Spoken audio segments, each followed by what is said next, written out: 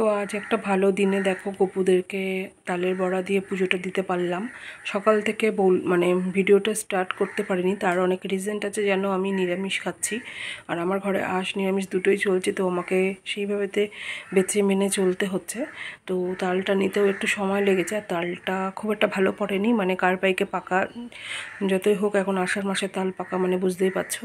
তো যাই হোক, দিদি এত কষ্ট করে আশা নিয়ে গপুর জন্য দিয়েছে, আমি সেটাকে যতটা পেরেছি নিয়েছি সেইভাবেতে। তো আমি আরেকটা ভালো জিনিস জানো, সকাল থেকে আমি এখনও চালের কিছু মুখে দিইনি, তো এটা আমার খুব ভালো লেগেছে।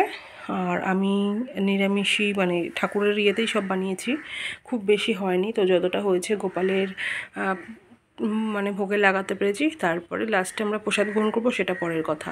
তো খুব বেশি ফুল না ফোটায় সিংহাসনটা বেশ হালকা পাতলার মতো ভালোভাবেই গুছিয়ে দিয়েছি, সেটা তোমরা দেখতে পাচ্ছ। তো কত সুন্দর লাগছে। আর আমার লাড্ডু গোপাল আজকে এই বছরের প্রথম তালের বড়া প্রসাদ পেয়ে গেল।